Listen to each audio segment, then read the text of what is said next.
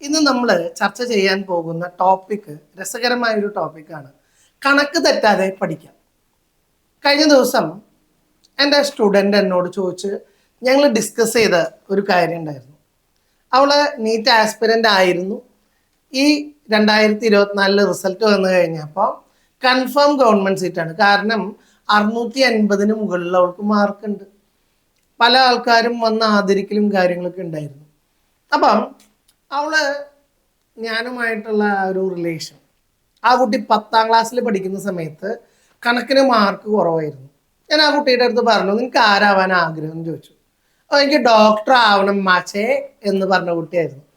അപ്പം ഡോക്ടർ ആവാനായിട്ട് കണക്ക് പഠിക്കണോ, ഇതായിരുന്നു അവൾ ചോദിച്ചത്. അവൾ ഈ പറയുന്ന പോലെ സിലബസൊക്കെ നേരത്തെ ഡൗൺലോഡ് ചെയ്ത് അവളുടെ അച്ചാച്ചൻ്റെ അടുത്ത് പറഞ്ഞ് പ്രിൻ്റ് ഔട്ടൊക്കെ എടുത്തു കഴിഞ്ഞപ്പോൾ അവൾ കണ്ടത് ഫിസിക്സ് ഉണ്ട്, കെമിസ്ട്രി ഉണ്ട്, ബയോളജി, ബോട്ടണി, സുവോളജി ഉണ്ട്, കണക്കില്ല. അപ്പോൾ നമുക്ക് കണക്ക് എന്തിനാ പഠിക്കണേ മാഷേ എന്നാണ് അവൾ പറഞ്ഞത്. പക്ഷെ ആ കുട്ടിക്ക് പിന്നീട് റിയലൈസേഷൻ വരാണ്. ഫിസിക്സ് എന്ന് പറയുന്നതിൽ മുഴുവൻ പ്രോബ്ലം ഓറിയൻറ്റഡ് ആണ്, കെമിസ്ട്രിയിലും പ്രോബ്ലംസ് ആണ്. അപ്പോൾ ആ മാത്തമെറ്റിക്കൽ സ്കില്ല് ഏറ്റവും നല്ല രീതിയിലുള്ള കുട്ടികൾ ഷാർപ്പാണെന്ന് വെച്ച് കഴിഞ്ഞാൽ സ്പീഡ് കൂടി കഴിഞ്ഞാൽ അവർക്ക് ഡോക്ടർ ആവും, അല്ലേ? അപ്പോൾ ഏത് തരത്തിലുള്ള ഒരു പ്രൊഫഷണൽ കോഴ്സുകൾ നിങ്ങൾ എടുക്കുകയാണെന്ന് വിചാരിക്കുക.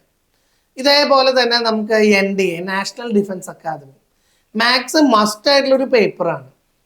ഇനി IMU, ഇന്ത്യൻ മെറിടൈം യൂണിവേഴ്സിറ്റി, കപ്പലിലേക്കൊക്കെ കയറാനായിട്ട് അവിടെ മാത്സ് വളരെ ഇമ്പോർട്ടൻ്റ് ആണ്.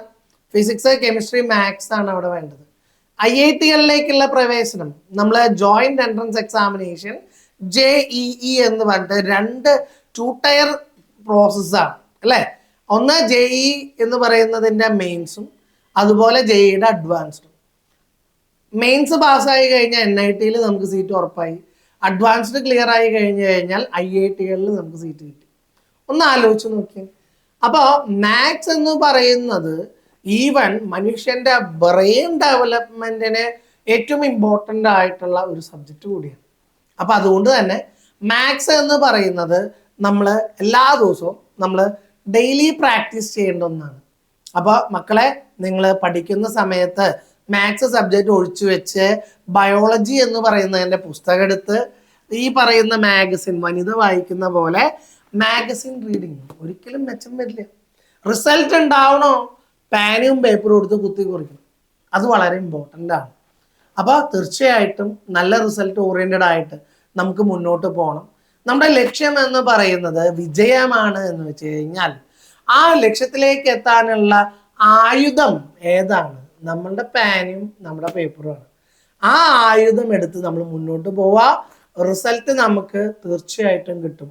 നിങ്ങൾക്ക് നല്ല രീതിയിൽ ഈ കണക്ക് എന്ന് പറയുന്ന സബ്ജക്റ്റിലേക്ക് നല്ലൊരു അഭിരുചി ഉണ്ടാവാനായിട്ട് നിങ്ങൾ പരിശ്രമിക്കുക എന്ന് മാത്രം പറഞ്ഞുകൊണ്ട് signing off, Ajal here. By.